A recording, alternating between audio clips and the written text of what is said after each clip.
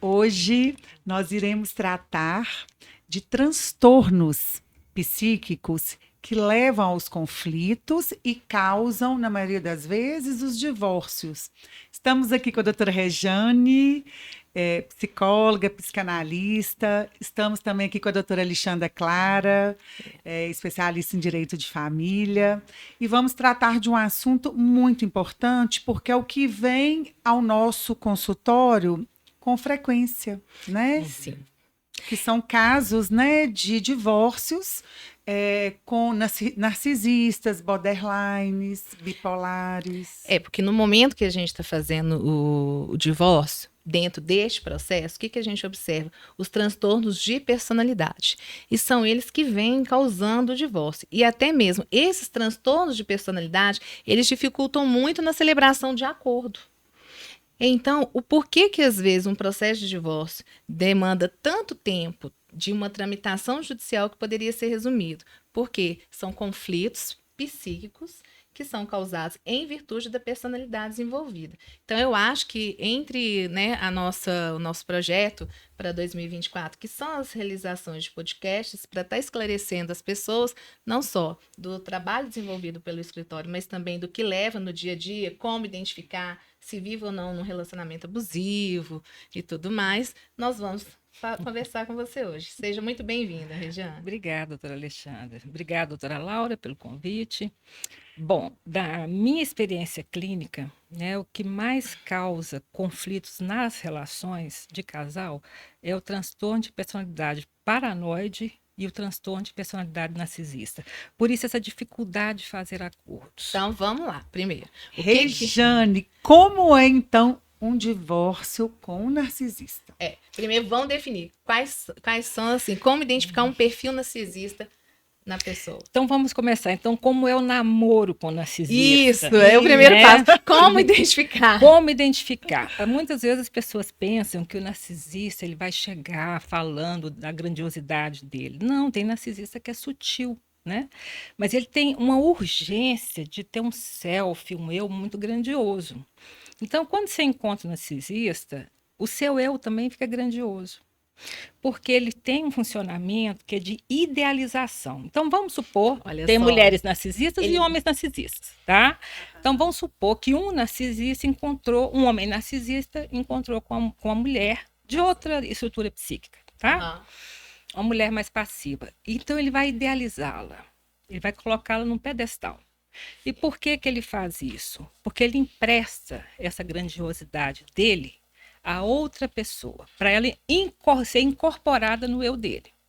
Então, vamos supor que eles casaram, né? Ele idealizou muita mulher, ela se sentiu muito bem, porque, né, teve a autoestima reforçada, mas, de repente... Tem a validação, então, no caso, fica sempre validar. Quando isso quebra, porque é automático, né? A idealização vem em sequência à desvalorização, essa mulher cai. E aí porque, ela não verdade, vale mais nada. Ela não consegue se manter nesse lugar porque ela não é narcisista. Não, porque é impossível. Porque, na realidade, o narcisista, a gente tem a impressão, se você vê os coaches narcisistas, né, que tem assim uma persuasão, um eu grandioso, eles são fortes, são capazes, né? Enquanto casal de coach, então, é maravilhoso, né? Você vê aquilo ali, você fica impressionado. Muitas vezes, né, esse narcisismo que aparece, essa autoestima elevada, ela está encobrindo uma ausência radical de amor próprio. Entendeu? Então, a criança... Já identificamos vários, assim. Vários casos. Como é que forma o narcisista? Né? Principalmente entre coaches, tá? Eu só vi alguns, não conheço pessoalmente, né?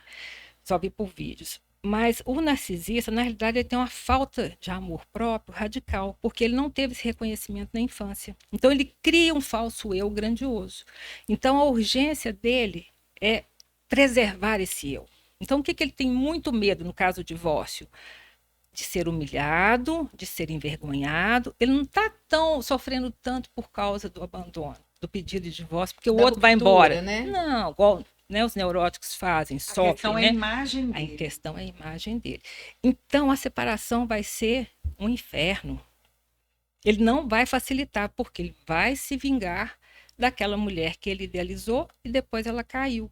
ela foi desqualificada. Ou vice-versa, né? A mulher também pode entrar nessa posição. Porque o mecanismo de defesa do narcisista é a idealização, a A desqualificação pessoa e essa narcisista, grandiosidade do eu, né?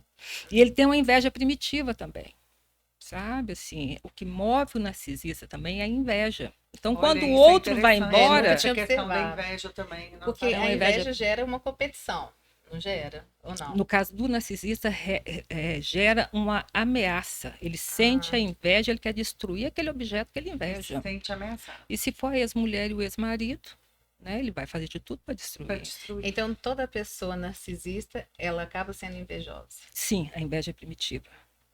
E quando junta dois narcisistas, são duas invejas primitivas. Né? Então, aí E- que não resolve mesmo esse E conflito. ele não tem remorso, E ou a- ela não tem remorso, né? E há Regina? Nenhum, possibilidade. porque a preocupação não tem sentimento de culpa, né? Fala assim, não aparece o sentimento de culpa. Como isso quando está no funcionamento mais psicótico, né, doutora Laura?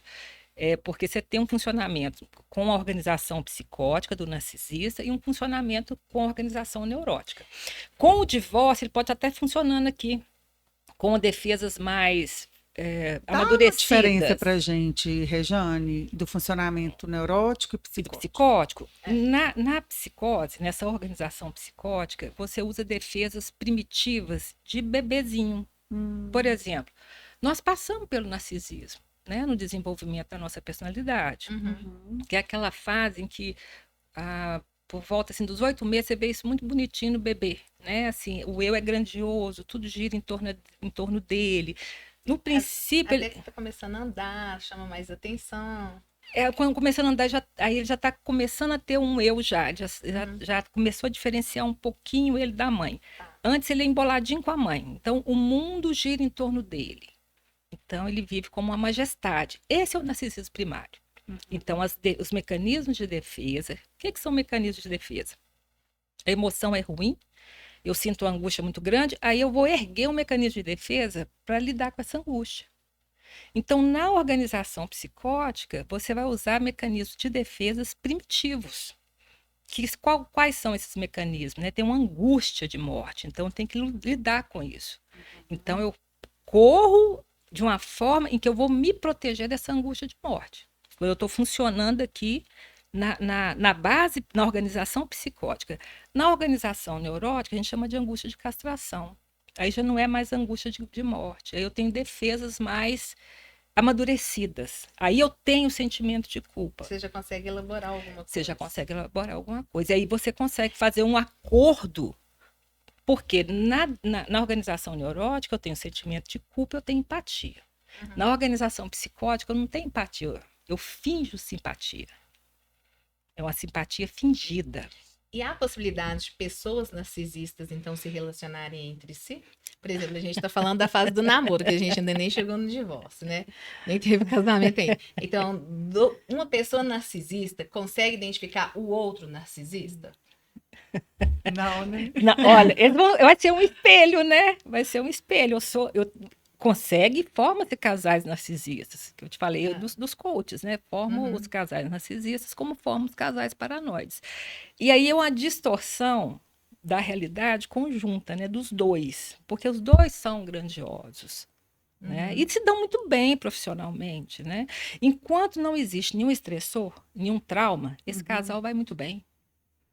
Socialmente ele vai muito bem, eles vão ganhar dinheiro, eles vão ganhar visibilidade, são promissores, vão vender muitos cursos, que você vai ficar morrendo de inveja daquela grandiosidade que ele tem. Todo mundo queria ter um relacionamento igual, né? Perfeito, né? Bem que meu não é assim, né? Que homem maravilhoso, aquele homem narcisista que tem uma autoestima elevadíssima. Enquanto não mulher maravilhosa também. Também.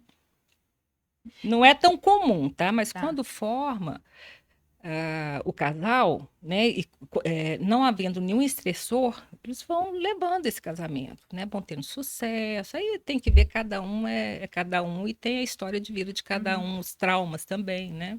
E o paranoide? Na minha clínica, eu acho o paranoide muito mais complicado. É mesmo? Olha, porque é muito interessante a gente estar trazendo isso, porque hoje muito se fala em relacionamentos abusivos, e aí geralmente as pessoas estão ligando abusivo com narcisismo. Narcisista. Então, Verdade. não necessariamente. Não E é bom a gente necessariamente. deixar claro aqui que o direito de família ele é interligado com a psicologia, né? Sim, Então, esse episódio de hoje é muito importante e vamos trazer mais, né, futuramente, porque a gente tem que lidar, a gente tem que entender, né? é. Nós, como O profissionais do psique, direito, nós temos que entender até para conduzir ali aquele processo e até, às vezes, sim, até orientar, né, os nossos clientes a procurar uma ajuda, né? Então, isso também é muito importante para as pessoas que estão nos assistindo. Às vezes, elas estão inseridas num relacionamento abusivo e talvez com perfis que nós estamos trazendo aqui hoje. às vezes elas têm esse perfil e não sabem identificar e colocam o outro em um relacionamento abusivo. Sim, Interessante que você Sabe o falou. que é? Sabe o que eu acho que é interessante antes da gente perder? O direito ele é interligado, e tanto é que nós temos uma disciplina do curso, que é a psicologia. Para o aluno de direito, ele é obrigado a fazer uma disciplina obrigatória do curso, porque a gente tem que desenvolver isso. E eu leciono teoria geral do processo. E logo no primeiro, segundo dia de aula, eu sempre falo qual é o primeiro conflito que a gente vive. Porque o que vem a ser um processo? São resoluções de conflitos. Qual é o primeiro conflito que a gente Com a vive? mãe. Aí todo mundo, eu falei, não, o primeiro conflito que a gente vive é com a gente mesmo. Você tem vários conflitos internos que você não consegue Com a sua exteriorizar. mãe e seu pai internalizado. Exatamente. É. Então, que se você é uma pessoa bem resolvida, então você não consegue processar. Então, é muito importante a gente estar tratando disso. Com certeza. Então, vamos voltar aqui esse ponto, que eu acho que é importante a gente demonstrar, porque geralmente as pessoas estão nesse podcast em casa, às vezes são abusadores e não têm essa consciência. Então, vamos estabelecer sim o ponto. Você falou que o paranoide, dentro lá da sua clínica, você acha que é o ponto mais, assim, delicado. Por quê? Por quê? Né? Apesar de falar muito do narcisista, né? O paranoide ele tem semelhanças nos mecanismos de defesa, com uma diferença. Né? Se no narcisista tem inveja, né? O que vai ter no paranoide? Né? O narcisista vai usar a idealização. Né? Idealização, desvalorização, mecanismo de defesa dele. No paranoide vai ser a projeção, a identificação projetiva. E o que é isso? Né? Porque a gente define essas patologias, essas psicopatologias, de acordo com as emoções e com as defesas. Sim. É por isso que é um pouquinho complicado. Mas você percebe, por exemplo, no transtorno paranoide, essa identificação de uma maneira muito fácil. Eu vou criar um exemplo, tá? Uhum. Vou criar um exemplo para não trazer Hipotético. Vamos supor que você tem um vizinho paranoide. Vamos colocar uma vizinha paranoide, tá? Sua vizinha. E ela começa aquela fantasia de que você faz macumba para ela. Aí, para ela se defender, ela vai lá e coloca alguma plantinha na porta de casa, ou coloca na sua porta alguma poçãozinha, né, alguma misturinha, e ela fica naquela coisa, né, estão fazendo alguma coisa para mim, e ela vai se proteger. E o que ela faz? Quando ela vê alguma coisa diferente, ela vai chamar o síndico e falar, olha, fulano está fazendo macumba para mim. Aí o fulano vai ficar muito bravo, porque ele está sendo acusado injustamente de algo que ele não fez. E vai acabar agredindo essa pessoa. Vai na casa dele e vai falar, olha, como é que você fala que eu estou fazendo macumba para você? É um absurdo você falar isso. Aí sim, ela vai ver o outro completamente desorganizado e desregulado. Aí ela pensa, nossa, eu não falei que ele era mau? Como ele falou comigo, isso é identificação projetiva. Eu coloco aquilo que é ruim em mim no outro. Rejane, então agora estou assustadíssima, porque esse tipo paranoide a gente lida sempre. Todos os dias. Diariamente. Só Agora, que ninguém sabe. Agora eu fiquei Depende assustada. também, tem grau, não tem? Tem grau. Tem, É isso que eu ia falar, tem grau. Tem grau. É. Porque falar de vizinho... Não, tô falando de vizinho para não falar de mulher, de Sim. marido, né? Então, tem grau. Tem leve, moderado e grave. né? Então, quando funciona na organização psicótica, que é o que nós falamos no Mas princípio, e num aí é grave. relacionamento? Vamos trazer um exemplo aqui. No Do relacionamento, como é que paranoide, como é que aparece? Qual é o perfil? Isso. Porque É facilmente sedutor também? Porque eu acho o narcisista também. extremamente sedutor. Ele é sedutor também, né? O narcisista tem um eu grandioso. E o paranoide também tem essa infatuação do eu. Só que para ele não está tão preocupado em mostrar a grandiosidade, não. Tá? Ele está preocupado Ele em é mais ser contido. traído. Ele é mais não, contido. Ele é mais contido. Ele não quer ser traído. Ele tem medo da traição. Ele tem uma desconfiança. Ele tem uma desconfiança de base. E ele também não tem nada ruim nele. O outro é que tem as coisas ruins. Então, vamos supor que ele tem um conflito com a sexualidade ou com a homossexualidade, que é o comum. Aí ele vai projetar da seguinte forma. Ele sai com a mulher, né? E aí ele acha que ela olhou para outro homem de uma forma diferente. Ele viu ela olhar para ele de uma forma diferente. Aí quando a mulher chega, ele fala, você olhou para ele com desejo. Você olhou para ele com desejo. Você não estava nem pensando, você nem viu esse homem. Isso é um exemplo. Isso é uma base paranoide. Então é comum. Por que é comum? Porque nós passamos por essa fase também esquizo-paranoide na infância. Então a gente visita esses lugares. Você fica paranoide. Paranoide. Você fica paranoide. Ele mostrando os homens. Ele fala assim: para de olhar, você não me respeita. É ele que estava olhando. Aquele homem lá, você olhou para ele, não para de olhar para você. Eu falei, gente, mas eu não tô nem vendo. Por fim, aí querendo ou não, realmente o que você falou é verdade. Aí surge o desrespeito. Isso. Porque uma vez ele me irritava tanto que eu falei, deixa eu ver se ele é mais bonito que você. Te induz, né? Te induz até a olhar. te chamar a atenção. Então, Regiane, o paranoide, ele tem uma baixa estima. Não necessariamente. Não, né? ele tem uma baixa, porque, como eu te falei, o amor próprio do narcisista não tem também, né? É zero, apesar. Também não tem amor. Também não tem amor próprio, o paranoide também Mas não. ele engana mais, né? Porque o narcisista engana mais. Porque Engana, ele ele tem é aquela grandioso. sensação de grandiosidade. Ele tem a sensação, ele vende a sensação de que o amor próprio dele é ser o máximo, Isso né? mesmo. O paranoide não. O paranoide ele já não. é mais frágil. Ele já é mais frágil. Ele pode se tornar agressivo quando ele está ameaçado, né? ameaçado. Aí tem vários exemplos de... Não sei se vocês lembram daquele... Eu acho que eu posso falar daquele rapaz que xingou um entregador de iFood. Tem mais tempo isso, eu não né? lembro desse caso. Ele fala com o rapaz assim, você tem inveja de mim? Olha o condomínio que eu moro. Entendeu? O rapaz, coitadinho, ele não estava entendendo nada. Não foi aqui em Minas. Foi fora de Minas. Acho que foi fora de Minas, eu vi na televisão. Então, o paranoide, num estado mais grave, ele vai te acusar de ter a inveja também que ele tem, né? Ele também é invejoso. Entendeu? Ele também é invejoso. São muito parecidos. Então, são traços de insegurança, né?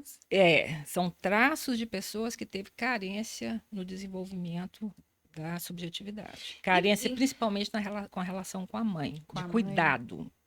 Sabe? A criança precisa do reconhecimento de um olhar, né, da mãe aprovando ela. E como que é isso, esse olhar da mãe?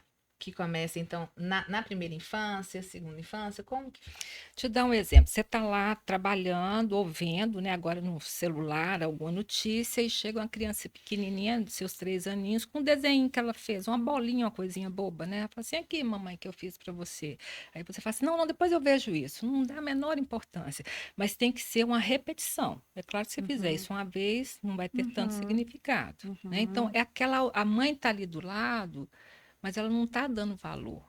Ela está olhando outras coisas. Então, aquele olhar amoroso de reconhecimento do outro não acontece. Aí, o que acontece? A criança não sente esse amor. Aí, ela cria um falso eu para agradar o outro. Ô, Regiane, você já tem muito tempo que atua profissionalmente. Você acha que esse número de narcisistas, paranoides, eles estão dessas novas gerações? Ou isso sempre existiu? Sempre existiu, mas eu acho que com a mudança da sociedade, né, assim, Sim, tem os aumentado valores, muito, né? A sociedade ela é muito narcisista, ela é muito voltada por narcisismo. Sim. Então, isso influencia, sim. Claro que influencia. Principalmente nessa questão assim, do consumo. Isso. E do eu dou conta, eu tenho que dar conta de tudo, O que você acha que agora né? vem uma outra Sim. coisa? O que você acha? E Qual as é... redes sociais É isso que eu ia falar. também, Qual a né, importância gente? das redes sociais em razão disso? As redes Para destruir a sociais. autoestima ou para elevar a autoestima? Os dois. O que significa? Olha, se você não tiver um narcisismo de base, equilibrado, você nem vai poder ter rede social. Entendeu? Por quê? Porque vai ter haters que vão te Vai atacar te se dar uma você angústia, aparecer, né? De vai ver te ali dar uma uma realidade angústia. que às vezes você queria ter, né? E uma competição muito E uma grande. Que na realidade nas redes sociais também você mostra aquilo que você quer. Você não mostra a sua realidade vivenciada, né? Não, Você mostra mostra o que uma você ilusão. Vamos quer. supor masoquista, né? Que você vai colocar lá uma É. tragédia, né? O que aconteceu comigo de Mas horrível. eu tenho algumas pessoas que eu vejo que só postam Histérica. tragédia.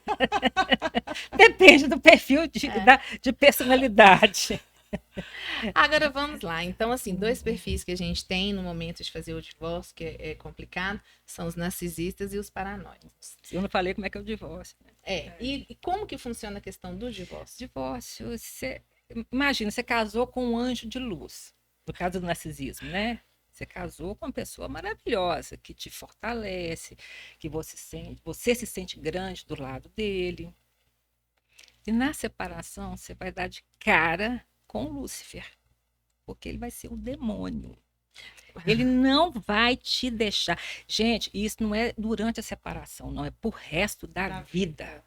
Ainda mais se tiver Ele, filhos em se comum. tiver filhos em comum, ele vai usar terceiros, ele vai usar a segunda Vai fazer mulher, alienação parental. vai fazer alienação parental. E vice-versa, a mulher também faz isso, né? Faz. Tem mulheres narcisistas Faz. também. Então, ela também faz isso. E, geralmente, o que é triste nesses casos é que é difícil o casamento de dois narcisistas, como nós falamos. O narcisista, geralmente, ele escolhe uma pessoa virtuosa. Entendeu? Para enriquecer o eu dele. Então, isso aí ele vai querer destruir na separação. Tem um reality. E ele Que a gente não usa- pode e ele falar. usa geralmente o quê? A violência moral, né, Alexandre? Esse reality é exatamente sobre isso, para você, assim, de escolhas de relacionamentos, tá certo? E você vê que o narcisista, ele escolheu, assim, e você não vê a pessoa. Então você escolhe, né, assim, às cegas. E aí, ele escolheu a mulher mais virtuosa em termos de religião, de valores e tudo, que se apaixona por ele. Então, isso que você falou do narcisista com a virtuosa, realmente. E é sempre assim, a pessoa que se entrega, que se dedica, tá todo mundo vendo ali, identificando, como a gente fala popularmente, a cara do golpe. E ela ali acreditando no que ele fala, que não é verdade, tudo. Isso demora anos. Isso é porque se ele vê. enxerga nessa virtude da outra pessoa uma idealização Isso, Laura. para ele? Isso. Ele enxerga. Isso não é consciente, tá? A maioria desses mecanismos a maioria não, os mecanismos de defesa são todos inconscientes. Você faz sem ter consciência daquilo. Mas, naturalmente, ele não tem que ter um eu grandioso. Sim. Ele não tem que brilhar como o sol. Tem. Então, ele não vai escolher uma pessoa Que não seja desqualificada, virtuosa. que não seja virtuosa. Ele vai escolher uma mulher que tenha uma profissão, que seja virtuosa, que vai acrescentar ao eu dele essa grandiosidade. Agora, você imagina se essa mulher pede divórcio. Ela está Agora- rompendo com a imagem dele. Então, ele vai destruí-la. É por isso que ele não está preocupado no que ela vai sofrer ou que os filhos vão sofrer. Ele está preocupado em manter a imagem dele. E a mulher Rejane, também, um narcisista, outro mesma tipo de coisa. transtorno de personalidade que a gente às vezes não vê com tanta frequência, mas eu acho importante você nos explicar e também para as pessoas que estão nos ouvindo sobre o borderline. É comum também o borderline ou tem vários tipos de graus, né, assim, do borderline? Mesma coisa. Tudo tem leve, moderado e grave. E grave. Né? São as psicopatologias. Você vai do funcionamento, vamos colocar assim, normal do borderline até um funcionamento grave. Né? Mas o borderline ele tem a angústia de separação. Ele tem uma angústia, vamos falar assim, já mais elaborada do que essa angústia de morte, né? Que eu falei da organização psicótica. Né? A angústia é diferente. Então, ele vai funcionar da seguinte forma. 880. Né? Ou ele ama demais, ou odeia demais. Tem uma agressividade, né? No borderline ele tem uma agressividade. De repente você está... Mas a agressividade em que ponto? Mesmo de Na violência relação... física ou não? De um controle? Não, de explosão das emoções. Então, tá. né, assim, você está tudo bem, e de repente algo... É aquele que a gente fala assim, nossa, fulano é É explosivo. Isso, é o explosivo. É de difícil convivência também. Aí, normalmente, o border também se associa a uma pessoa mais passiva, porque tem que ter paciência, né? Para lidar com essas E o emoções, isso é muito borderline, ele tem uma rápido. desconfiança também, não tem? Não. Ele não tem um ciúme Tem excessivo? ciúmes por causa da angústia da separação. Tem. Então, Ah, então, todos mas vão ter esse a angústia ciúmes da não é separação. porque ele está... Ele não Ele quer tem- ficar é ele só. não quer É ficar o medo só. de ficar Ah, só. ele não está desconfiando que o outro está traindo ele. Não, ele pode desconfiar. Aliás, o medo da traição, né, ele é comum a todos nós. Né? Sim. Ninguém quer É ser o inerente ao terceiro ser humano. excluído, Sim, né? sim. Então, o É a border questão da tem rejeição, no caso. isso. Né? Ele tem sim esses ciúmes, porque ele morre de medo da separação. Tem pavor da separação. Porque é um eu tão frágil que precisa do outro. É mais uma fragilidade, sabe? Assim, vamos dizer, das defesas, do super-eu. É quase uma coisa assim, mais infantil mesmo. E a fase borderline, nós também passamos por ela. Se você encontrar alguma suspeita que o outro vai embora e você ainda gosta daquela pessoa, você vai funcionar de uma maneira meio paranoide, meio borderline, sabe? É isso que eu ia perguntar. A pessoa tem uma personalidade só ou ela pode ter vários transtornos? Isso é interessante a sua pergunta, porque, na realidade, ela tem uma estrutura de personalidade padrão. Né? Então, ou ela é histérica, ou ela é obsessiva, ou ela é narcisista, né? Ou ela é borderline. Então, ela tem um modo de funcionamento. Mas ela pode flutuar nessas organizações, que vai da psicose à neurose, e tem um borderline no meio. Eu não ia nem falar dessa organização borderline para não complicar muito. Mas então a pessoa que tem toque está no campo da neurose. Defesas mais maduras, né? A pessoa tem sentimento de culpa, tem empatia, fica fácil resolver os conflitos, é muito mais fácil. Por quê? Porque não tem a distorção da realidade. No narcisista, no paranoide, tem a distorção da realidade, por isso vocês não São conseguem. extremos, né? Mas você pode funcionar nessa organização neurótica, nessa organização borderline ou nessa organização psicótica. Então, tem uma pessoa de estrutura neurótica que tem toque, né, que tem um sentimento de culpa muito grande, tem tá dentro da realidade, tem uma vigilância, mas dependendo do estressor, ela pode vir funcionar na organização psicótica. Entendeu?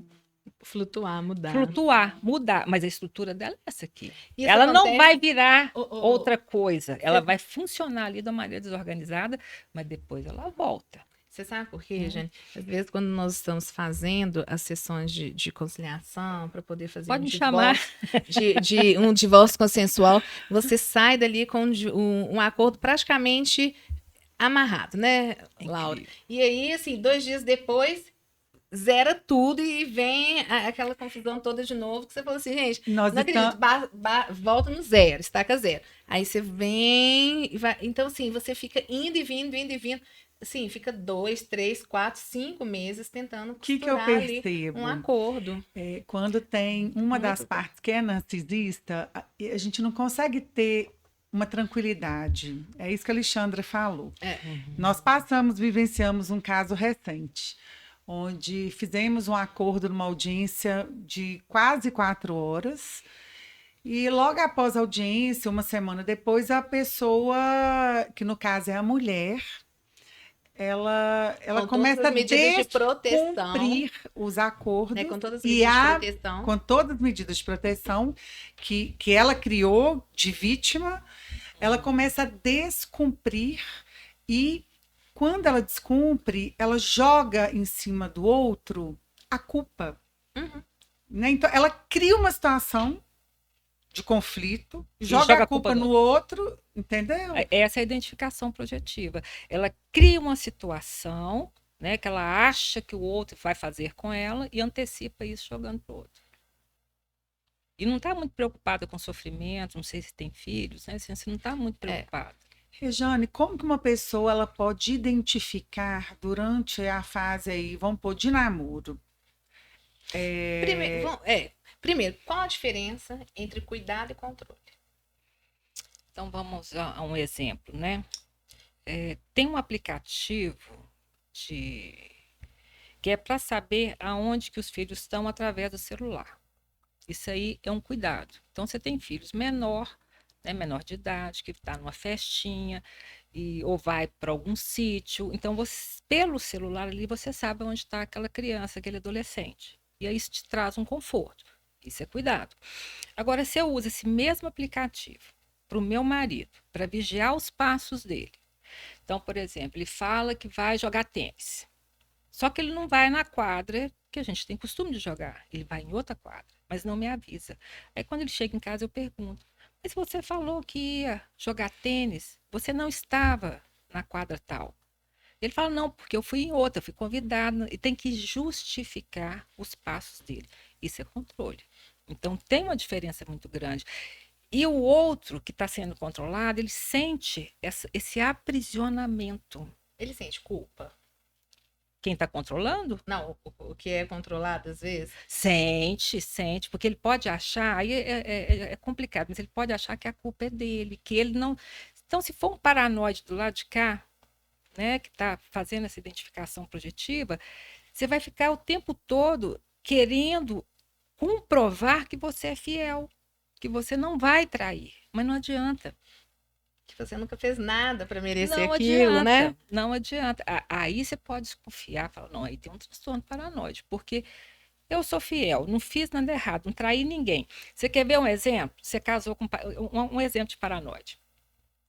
Você está lá, casou direitinho, bonitinho, ele vai e resolve trazer de volta um ex-namorado que você teve há 15 anos atrás. Que por um acaso você passou e ele viu a pessoa na rua, aí ele traz de volta, aí ele começa a te perguntar: mas você encontrou com fulano de tal? O que você sentiu? Você ainda gosta dele? O que Foi você... tenso? O que Coisa que você não significou? está nem lembrando. Por que você terminou? Ou então ele acha uma foto que você tirou há 20 anos atrás, na sua adolescência, entendeu? E que é natural a gente guardar. Que é nós, né, natural você todo guardar, mundo- aí vem aquela desconfiança. Não. Então, tudo você falou uma coisa interessante, porque a vítima do paranoide, ela fica justificando, né, que E ela ela acaba é se sentindo fiel. culpada, né? E ela não, e ela vai ficando cada vez mais aprisionada ali. E sempre é muito. Eu falo assim: as coisas não vêm prontas, assim, destacadas. Elas é subliminar, né? Mas onde é Não, que você foi? você sabe O que você estava fazendo?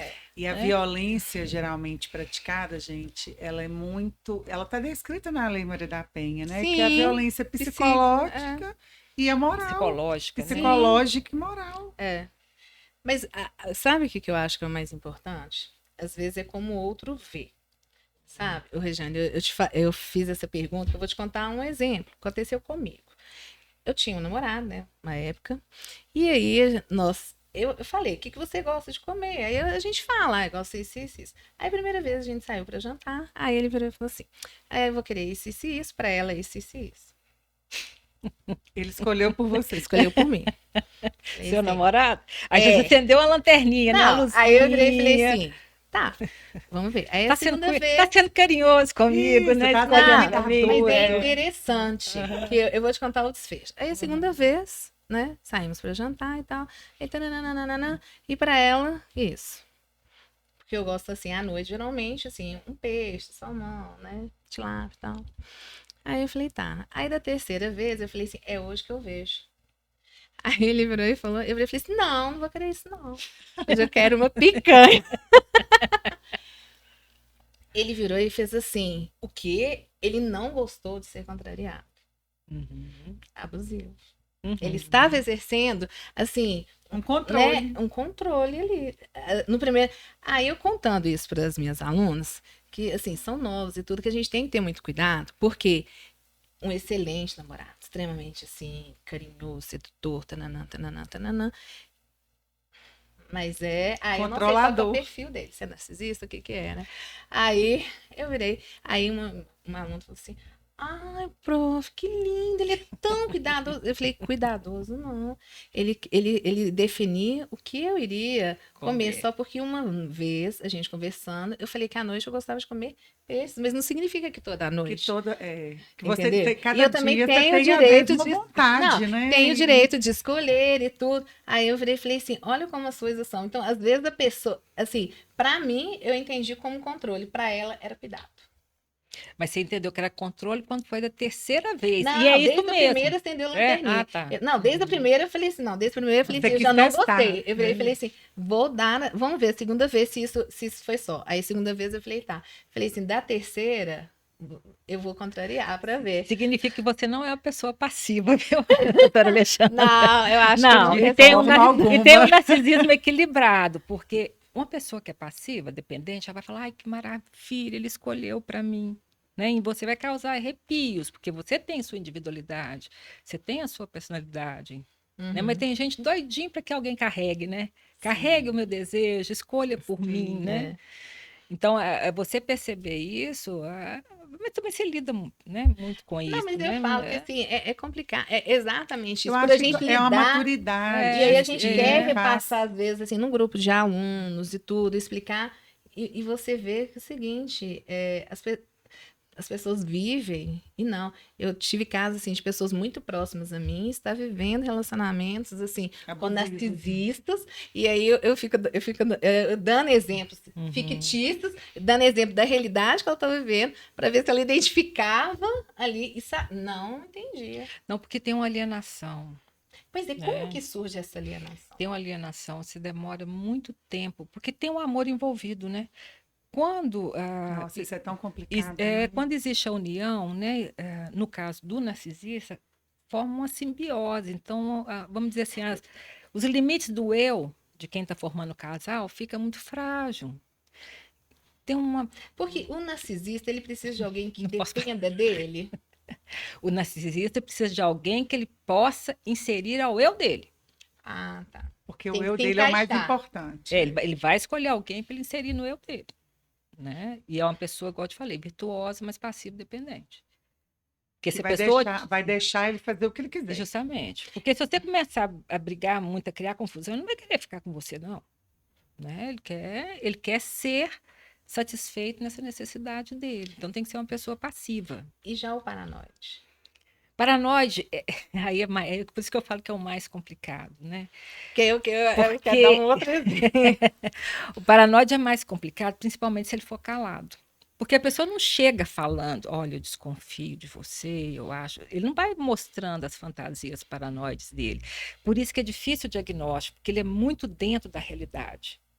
Sabe? Assim, isso é interessante.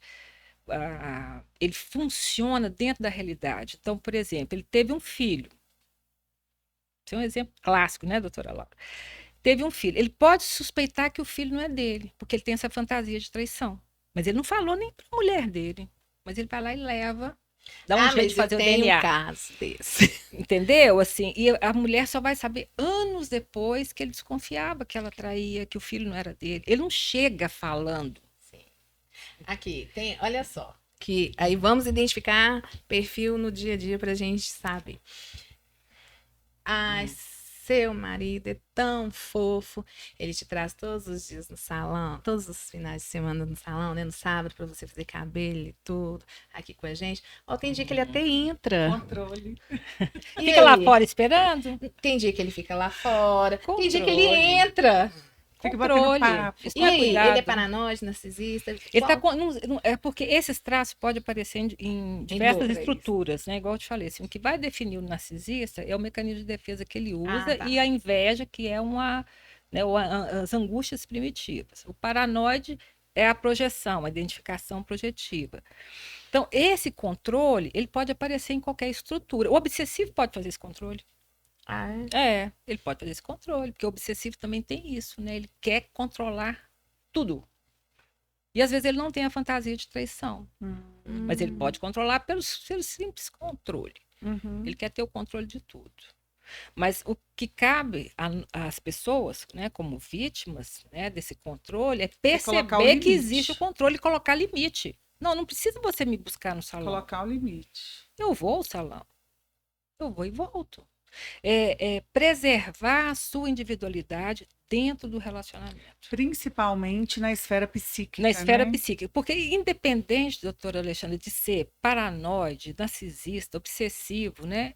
Todos que vão invadir, né, a sua realidade interna vai te fragilizar. Então, nesse encontro com o outro, pode servir para você crescer, né? Que pode servir para te levar a lugares obscuros. Rejane, então agora Sabe? uma colocação assim, que Então, isso é um risco, a gente tem que saber muito bem em se quem que a você gente vai coloca o associar. limite, tanto a mulher quanto o homem, se ele coloca o limite e o outro aceita esse limite, então Tudo bem, tudo bem. Ótimo. Conseguiu fazer aquele controle e a relação vai Equilibra. seguir equilibrada, isso, né? isso. Mas aí não aceita o controle, aí sim começam os conflitos, né? Mas se eu não aceito o controle, eu ter o controle sobre o outro, é porque tem alguma insegurança minha. Mas é uma realidade interna minha. Não significa que o outro vai me trair. É isso que a gente tem que entender. Porque o que acontece nos casais é pegar a realidade interna e jogar no outro. E jogar no outro. Né? Eu tenho medo de ser traído, começa a colocar no outro que ele está me traindo. Eugênia, essa questão é tão séria. Uma vez eu estava dando aula de pós-graduação e eu sou uma professora com um furor pedagógico, como eles falam. A aula termina 22h30, eu já estava dando 22h45 e eu lá falando, né? Aí, de repente, eu só vi menina pegando e fazendo selfie comigo. Eu falei, gente, que é isso? Aí ela falou assim, não, professora, porque meu namorado quer saber onde que eu tô até agora. Eu falei que tava em aula. Meu Deus. E ele não acreditou. Aí eu virei, sou muito espontânea. Você sabe, né? Eu virei e falei assim, como se diz, cada um tem um namorado que merece, né? Aí eu virei e falei assim, meu namorado sabe que eu tô aqui. Aí eu peguei meu telefone e falei assim, vê se tem uma ligação dele. Quando terminar a aula, ou quando eu chegar em casa, é que eu ligo. Porque o apego é seguro. Aí eu brinco, virei e falei assim, agora eu tenho uma certeza, eu tô aqui. Agora, ele tem 4 horas que ele tá livre para fazer o que quiser. E eu vou ficar, aí eu falei, vou ficar preocupada em saber onde você tá, o que você tá fazendo. Falei assim, não vive assim não, não vive assim não. A não ser que tenha complicado. havido. O que acontece também nos casais é quando acontece uma traição, eu até falo isso, é possível superar uma traição. Pode acontecer, né? Com qualquer casal. Claro.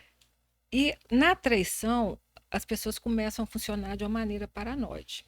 Aí você fica vigilante. Mas você não Você pode pode ceder a desenvolver a isso. paranoia? Pode, você pode Ah. desenvolver a paranoia.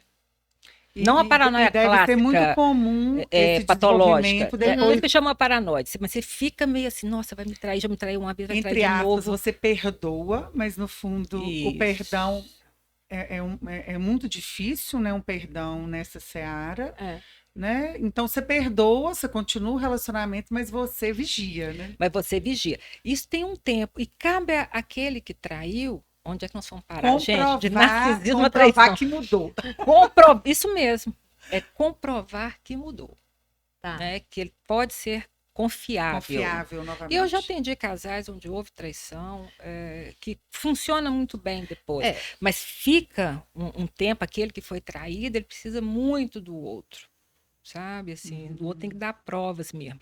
Mas depois passa. Agora, a pessoa com transtorno paranoide, por mais que você dê provas, Ela não vai, passa, nunca, Você nunca. nem precisa trair, que ela vai. Aliás, você não precisa trair. Então, aí agora vamos lá, né? Como fazer? Como nós, advogados, vamos identificar as pessoas no momento que chegam lá para aquela consulta ali, o casal, para a gente fazer o divórcio, identificar o perfil, os Ou então, transtornos às ali vezes, existentes. até mesmo um cliente que nos procura, né? Que às vezes ele tem o transtorno ou ela tem o transtorno. Verdade. Primeira coisa é como é que essa pessoa se apresenta. O que você sente com a presença dela? Você se sente ameaçado? Você se sente tranquilo? Por exemplo, o paranoide, a gente sente um pouquinho de medo, né? Quando ele está muito desorganizado. E chega com uma certa ameaça, né? O obsessivo, você pode pensar assim também, em controle. Então, tem uns comportamentos que são típicos de determinada estrutura. Vocês também não vão fazer diagnóstico diferencial. O que vocês estão preocupadas é ver se existe alguma psicopatologia que está interferindo ali naquele processo, não é isso? Então, a primeira coisa é o que essa pessoa te causa. Né? Ele se apresenta de uma maneira grandiosa, se apresenta com controle onipotente, se apresenta... Ou muito frágil, deprimido. Acontece também, né? Muito vítima. Não, vitimização é para as mulheres, né? Os homens não se apresentam. Tá tendo muito. Tá tendo? Muito. Então tá. Então você apresenta. Porque eu falo assim, no casal não existe mocinho nem bandido, né? Não. Não. Então, tem Em relacionamento. né? não existe, mas tem ali uma configuração do casal. Para se proteger, por exemplo, das mentiras, que existem as mentiras, né? E o narcisista e o paranoide, ele vai mentir. Mas nem é porque ele quer mentir, não. Ele vai mentir para proteger o eu dele. E ele acredita na mentira dele? Acredita. Isso é que é o Ele pior. acredita que a mentira é a verdade. É a verdade E dele. o que aconteceu? O que aconteceu? Não, E loucas gente, somos nós. esse é o Você problema. quer... Vou te dar um outro exemplo. É da nossa vida, né, doutora Alexandra? Vou te dar um exemplo clássico que provavelmente vocês tiveram no escritório, né? Tenho certeza que vocês tiveram. O ex-marido fala assim: não, pode ir lá fazer a matrícula do seu filho, que eu não tenho tempo de fazer a matrícula. Vamos supor que a matrícula da escola seja a responsabilidade dele, ficou isso no divórcio, né? Ele vai cuidar dos estudos, do plano de saúde, blá, blá, blá, blá. Mas ele viajou, então ele fala com a mulher, com essa mulher assim: pode ir lá fazer a matrícula, que eu vou pagar. Aí ele manda o dinheiro, inclusive, da matrícula, e ele era o responsável financeiro a vida inteira. Vai a bobinha da ex-mulher e assina lá. Né? Ela faz a matrícula confiando que ele vai pagar as mensalidades. Ele não vai pagar. Quando ela fazer Mas ela assinou. Quando ela vai conversar com ele, ele fala assim: não, mas isso não aconteceu dessa forma. Não é do jeito que você está falando, de forma alguma. Então, ele acredita nessa história. Isso é que é complicado. É melhor nem confrontar. E como é que você vai sabe? desconstruir algo que a pessoa cria Isso. e acredita, né? É complicado, É né? complicado. Se você não tem uma prova ali por escrito, um Não tem WhatsApp, um e-mail, né? Você quer ver outra coisa, Laura? Chega um casal para fazer um divórcio no seu escritório. E os dois estão muito felizes. É normal ter um afeto de felicidade numa separação? Eu já atendi casos assim, mas são muito poucos. Eu já tive Mas dois é difícil, casais que né? divorciaram, passou um tempo se casaram de novo. Ah, não, isso é comum, É. esse retorno, né? Eu acho Mas que eu tive falo assim, também uns 2 ou 3, Alexandre, É. que chegaram tão amigos, é mesmo? É. Então tá. que a gente até pergunta assim, mas por que vocês estão divorciando? Mas normalmente o que acontece na que chegou separação? muito amigo assim, eu te falo. Eles estavam divorciando. Na realidade, era um divórcio meio fake, que era para parte de patrimônio, por causa que ele era empresário, para resguardar o patrimônio da família, tananã. Na época não tinha essa questão da gente poder fazer holding, nem nada. Os casos que eu peguei, na verdade, o amor entre homem e mulher, o desejo tinha acabado, mas a amizade... Continuar. É um O casal respeito.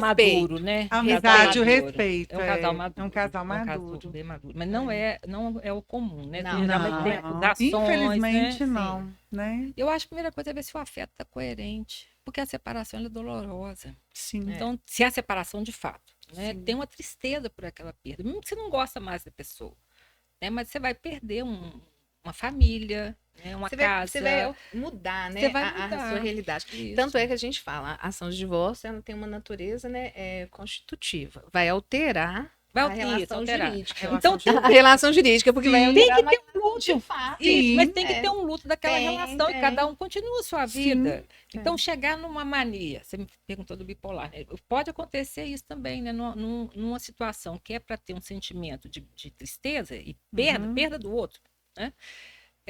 Tem uma elevação do humor.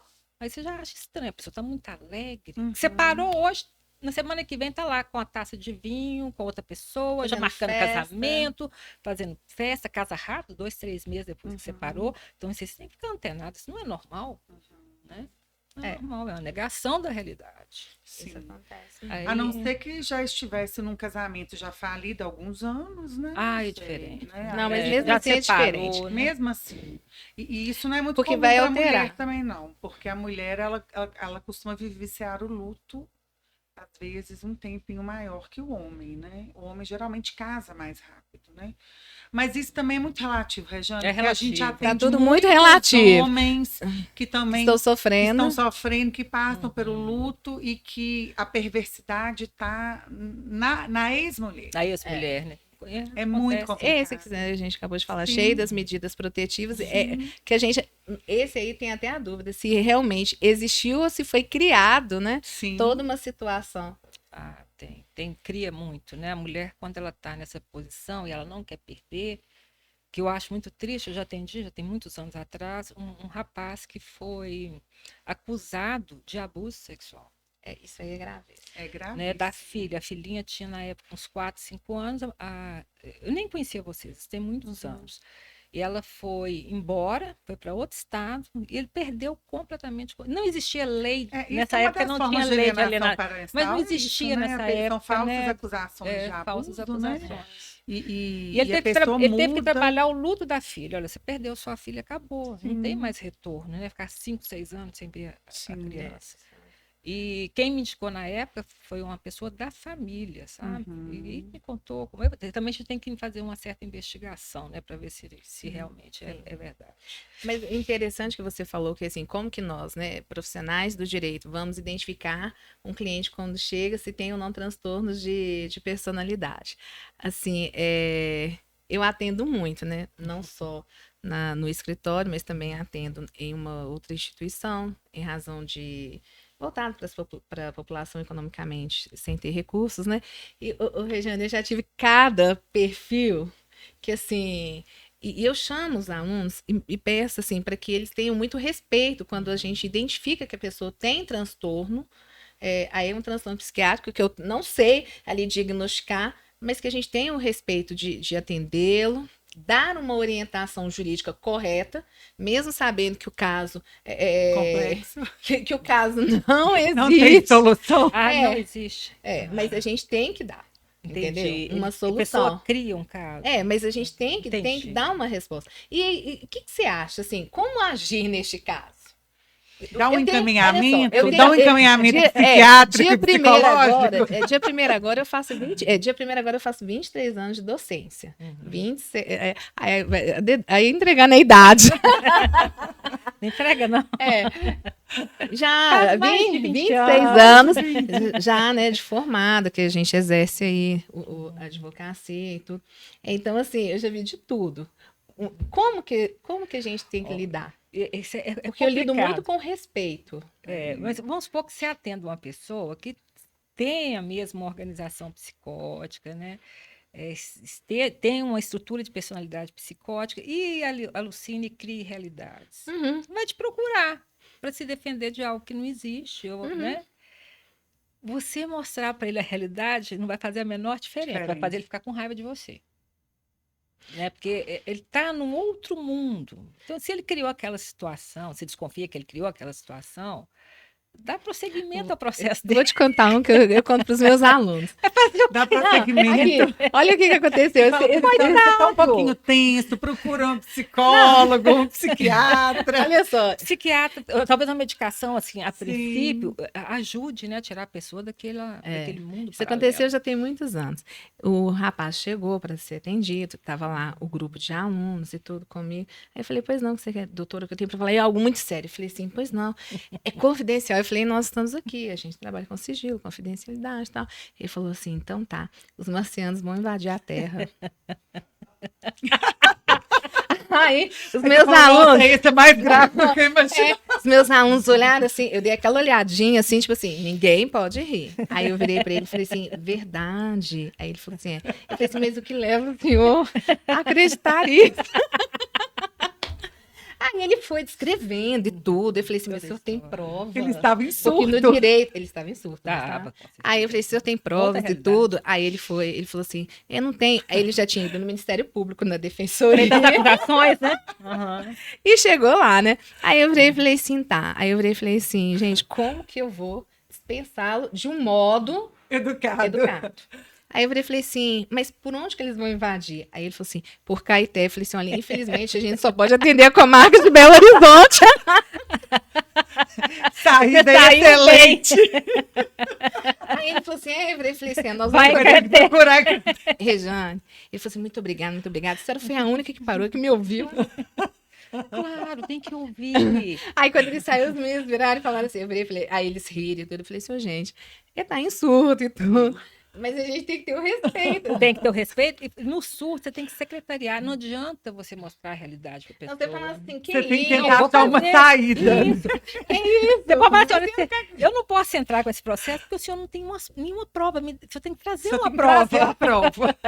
que os marcianos vão invadir. Mas você não pode falar com ele, olha, você está vivendo uma outra realidade, não é assim? Você Porque está em não surto. adianta. Posso. Agora, eu já tive casos. Mas legal o assim, respeito que você teve é. por ele, né? de Já tive encaminhar pra outros que Caeté. assim, já tive outros que o transtorno era muito mais assim, que ele Agressivo, né? e ele foi falando e tal. Aí eu virei e falei assim, pronto. Cheguei, expliquei e tal. Não. Aí ele falou assim, ah, tá. Eu virei e falei, olha, então, seu caso, infelizmente, ele não demanda nenhuma medida judicial.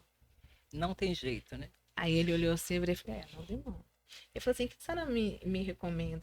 Eu falei assim, a nossa instituição, ela tem diversas clínicas de atendimento, igual nós estamos Dentre elas, aqui, psicológica. dentre elas. Aí eu falei, Rejane. Aí ele virou e olhou assim pra mim, ele levou um susto. Eu virei e falei assim, porque vocês têm que trabalhar é um conflito familiar.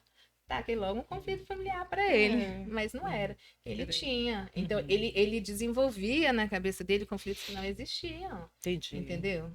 Ela dá PUC esse atendimento, né? Uhum. Rejane, e quem se identifica numa situação de abuso, de violência, por estar talvez lidando com alguém com um transtorno desse, né?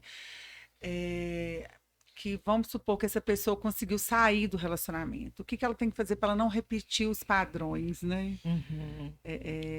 Para não escolher outro, Para não paranoide. escolher outro, outro ou ele não narcisista. escolher outra, Ou né? ele não escolher outra, né? É complicado, né? Primeira coisa, né? A pessoa tem que investir, que eu falo assim, e daí tá uma indicação realmente para psicoterapia, né? Porque você sai do relacionamento, da separação, com o eu muito fragilizado. Então, pode ser que a primeira pessoa que você encontre, você já queira ficar. Porque está tão fragilizado, foi tão machucado ou machucada, que rapidamente quer encontrar outra pessoa para sanar essa angústia. E talvez o mais importante seja a pessoa se curar, fazer o luto mesmo dessa relação, revendo tudo o que aconteceu, né? O que era dele, o que era dela. É Né? importante curar as feridas internas. Curar as feridas internas. Muitas coisas são colocadas, né, como sendo suas e na realidade não são. Desistir do pedido de desculpas, que não vai acontecer. Né? Às vezes isso acontece muito, né?